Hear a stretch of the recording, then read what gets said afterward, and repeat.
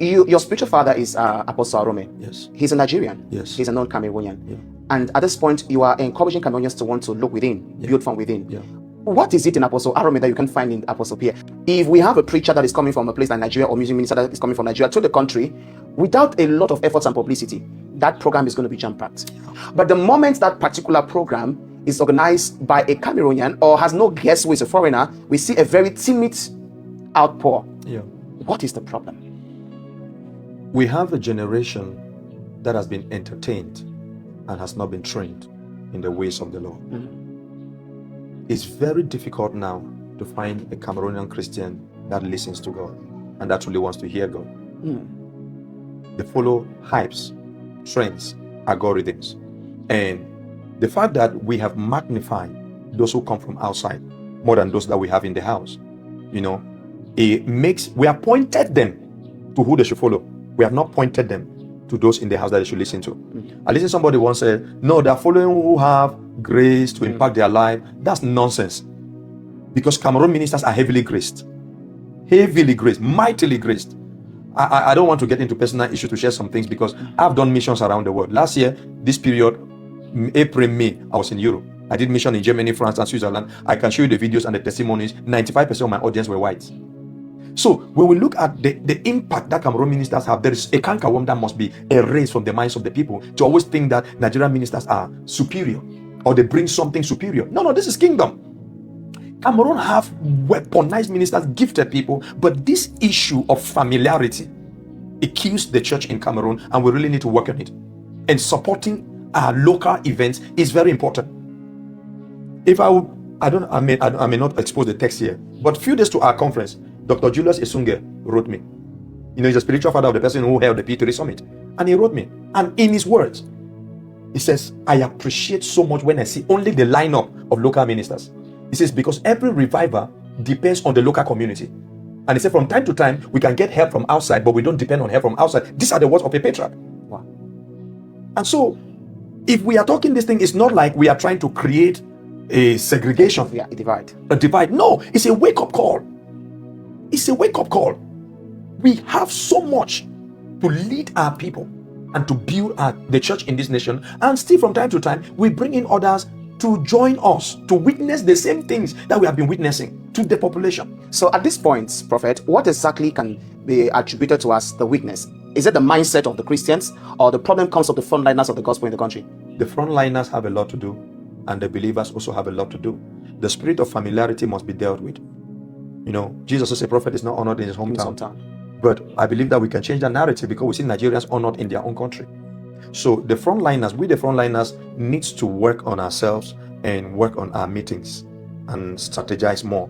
But the issue within this nation is the Cameroonian gospel have not yet been empowered with resources. Like the society have not really have that concept of people that come up when they see an event like that, they come in and they put in resources. So we have to break into that season and into that level where we can be able to do some things more powerfully. If you see the conference I just ended, yes, I almost single-handedly labor to bring in that quality of sound that we have there. There's nobody that you say they just called me and gave me nothing like that. When the Nigerian church does ABC, you just put a flyer and say you are doing a meeting. Somebody just walk from the back door and say, how much does it cost? I'm paying for it. So they function with a lot of rest. But the average Cameroon pastor is struggling. But also, it's an issue that God is dealing with the heart of the Cameroon pastors to overcome greed. Because until greed is broken down, God will not sponsor you. Yes, sir. So it has a lot to do with us, the ministers of the gospel in Cameroon. We need to work on our delivery. We need to build our self-esteem, because the average pastor in Cameroon looks like a beggar. Correct. He does not put himself in that class. You see, there's a difference between self-esteem and pride. The fact that I'm not too available for you doesn't mean that I'm proud. I just have to keep my space. So over-availability makes the people take you for nothing. For granted. They take you for granted. And meanwhile, these people, they will come from out there, they will be struggling to meet them. You see, the Cameroon ministers need to work on something in order to build their importance in the eyes of these people, so that we can be able to bless them and impact them. I did a little research about Ghana, and I discovered that Archbishop Duncan Williams pioneered a move that limited the influx of foreign ministers to his country. Wow. And that's the reason why you may not see him go minister in some countries around the world. I don't want to mention the name of that country, so it doesn't look like we are trying to create a divide. Now, do you think that if there is a little limitation to the influx of, let's say, ministers from outside Cameroon into the country, it can push Cameroonians to see the potentials of their own? Probably, definitely. Now, because if you want to encourage local consumption, you can limit import. Now, I will speak from a prophetic standpoint because it occurred to me twice.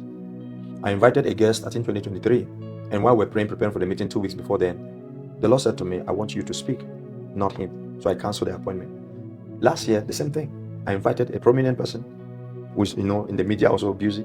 And then the Lord says, no, not him. I want you to speak. So I begin to realize that even God himself wants the Cameroonians to speak. Because a neighbor will not breastfeed your child. You have to take the responsibility. So my advice is, if we can give in a little break of too much influx of foreign guests in all our meetings, it will help us to fix ourselves and build upward.